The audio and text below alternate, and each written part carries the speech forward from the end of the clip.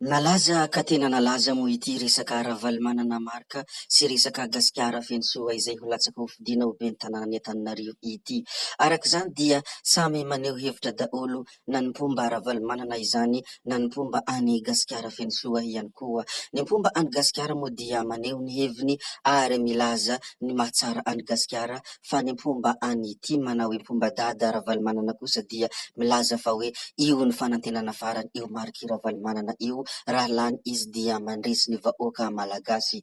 Ho lazaintsika moa ny mikasika an'izany sy ny ireo rehetra izay tokony ho lazaina, fa mialohan'izany dia aza adinoina foana ny miabone ny sainantsika, aza adino ihany koa ny manao zay amin'ny video noho ny farany dia apetrahony komantera. Zay ho ny hoe andeha ary hidirantsika izany fanaovana abonnement izany mialohan'ny herisoantsika amin'ny tena votatondresaka ataontsika androany. Ndao ary tompoko lahy, ndao ary tompoko vavy.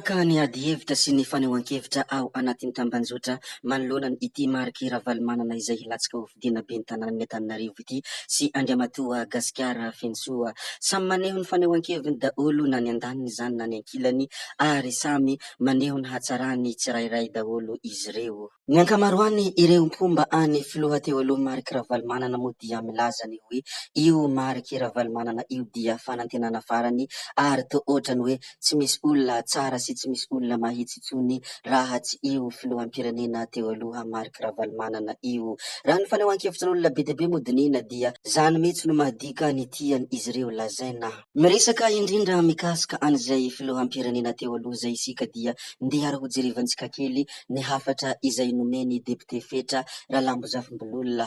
Toy izao moa ny hafatra izay nomeny depute fetra mpikambana tao amin'ny Tiako Iarivo. Manam-pahaizana isika fa mahantra olo-marina. Taorian'ny fanambarahany filoha teo aloha mariky ravalimanana fa hirotsaka kandidany ben'ny tanàna Antananarivo dia ny tenin'ny depute fetra fa mila olona madio, mila olona sahy, mila olona manana traikefa sy fahamarinana ny firenena.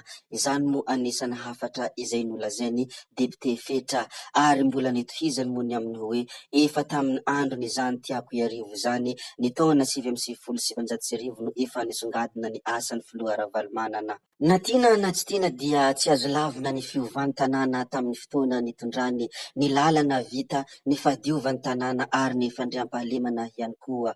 Taty aoriana rehefa nojerena ny filaharany miohatry ny eran-tany dia isan'ny renivohitra maloto indrindra ny Antananarivo, isan'ny tsy misy fandriam-pahalemana indrindra ihany koa, ary ratsy ny ankamaroan'ny lalana mba tsy hampitsanga menatra intsony any Antananarivo dia niverina nirotsaka ho fidiana izy hiverenany izany reharehantsika momba any Antananarivo izany. Izany moa hafatra izay nomeny depute fetra. Na tsy ho fakifakiana intsony izany hafatra izany dia efa mazava be ary efa hita mazava ny tiany atongavana fa i mariky ravalimanana irery ihany no mbola azo lazaina hoe afaka hampiverina ny rehareha ny Antananarivo, ary azo lazaina fa hoe izy olona mijoro amin'ny fahamarinana ary olona sahy ihany koa. Etsy andanin'izany ihany koa ny mpomba any gasikara fensoa dia tena manohana mafy any gasikara, ka maro araka izany koa ny fanehoan-kevitra mikasika any ity namana gasikara fensoa ity. Raha vantany voan'ny hetsiketsika moa ny gasikara fensoa tato ato dia avy hatrany izy ireo miteny hoe tena tsy mamely intsony ianao re gasikara, ary efa fantatra sahady ny zavatra tianao atao. Aza disoina fanantenana ny vahoaka ny Antananarivo hoy ireo izay maneho hevitra mikasika any ity namana gasikara ity. Ny sasany raha teo moa dia samy milaza ny hoe mariky ravalimanana irery ihany hany no lalantogana mankany amin'ny fandresena, fa raha ity gasikara fensoa ity dia tsy izy mihitsy hoy ireo sasany rehefa naneho ny hevitra. Avy amin'ireo fanehoan-kevitra n'olona be dia be ireo dia nahatonga any ity namana ity naneho ny fanehoan-kevitra mikasika ny Tima. Hoy izao moa ny fanehoan-kevitra izay nataony Alfred mikasika an'ireo Tima: ny tsy hitiavako ny Tima dia ilay fanaovana politika tsisy firaisankina. Natomboka ny tolona, ny tanjona dia hiala amin'izao fitondrana mampijaly vahoaka izao izy zareo rehefa nilatsaka nefa izy teny satria fantany fa tsy maintsy handeha ny fifidianana avy ny tima rehetra nanaratsy azy hoe mpamadika Ravatomanga ihany hono no ambadika nisy teny. Nandeha ny fanaratsiana rehetra sy ny sisa izay tsy voatanisa hoy ity namana Alfred ity raha naneho ny fanehoan-kevitra mikasika ireo tima izay tsy misy firaisan-kina ao anatin'ny fanaovana politika hoy izy. Mbola nitomo ny fanehoan-kevitra izay navoaka ny Alfred mikasika ny ireo tima. Tonga ny fifidianana depute dia nisolilaka amin'ny sy teny satria manambola dia ny fanaraka satria na tsara diso fa kay tena tsy mpamadika marina isy teny. Lany depute i Gasikara dia faly zareo satria naharesy TGV dokafana mba hiaraka. Mamofona hilatsaka indray Gasikara fa tsy hanohana dada dia avy daholo indray manaratsy hoe miaraka amin'ny PDG Oraziany io Gasikara io e. Noho ny farany moa no nilazany Alfred ny hoe raha mbola io fisainanareo io no hatao handresena ny tolona dia aza manantena olona même adversaire nareo nefa manaratsy olona nefa tanjona iray ihany. Tsy hoe tsy hanohana anao ny olona dia adversaire fa samy manana ambition politika nareo dia ny firaisan-kina no hery fa tsy ny fanaratsiana. Izany moa ny hafatra izay nomeny Alfred miantefa tanteraka ary miantefa mivantana amin'ireo tima. Raha somary fintimpitinina moa izany hafatra izay tiany namana ampitaina zany dia ny hoe ny tsy hatiavany ireo tima dia rehefa tsy miaraka amin'ny dada na rehefa tsy manohana any Ravalomanana dia efa tsy izy zay ao anatin'ny fanaovana politika.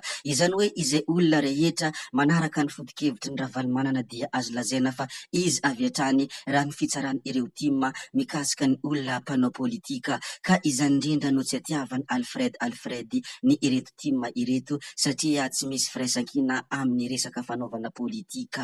Ary anisany nakany ohatra ny amin'io fanazavana izay nataony moa dia sy teny satria iarahantsika mahafantatra, iarahantsika mahay fa tena nafy dia tena nafy ny tondromolotra izay nomena sy teny tamin'iny fifidianana iny nefa ankehitriny izy teny dia miaraka amin'ny dada tsy hita itsony ireo mpanaratsy any sy teny. Izany moa ohatra izay nalainy Alfred nanazava ny momba ny tima mba azahoan'ny olona bebe kokoa ny mikasika ny fanazavana izay ataony.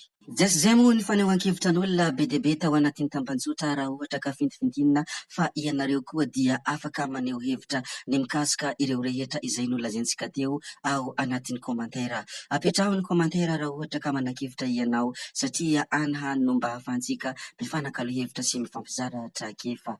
Ny amaramparana antsika ity video anankiray ity dia ireto sary hitantsika ireto anisan'ny sary mahafinaritra ary anisan'ny sary izay tena mahatihotia ihany koa. Saint Augustin moa izy ity koa dia ampahafantarina ianareo rehetra izay mbola tsy mahafantatra. Zay koa moa ny namarana ny video antsika ary tompoko vavy sy tompoko lahy koa dia mankasitraka anareo na vita ny haino hatramin'ny farany ary mbola entanina ianareo ny mbola hanaraka ny video manaraka izay alatsaka ato. Zay fa tsy ataony lava ny resaka hametra veloma izahay veloma vetivety ianareo fa tsy hoe akory veloma mandrakizay amin'ny manaraka indray no manao ny misimisy veloma tompoko lahy veloma tompoko vavy kabe hoe tsao tsao.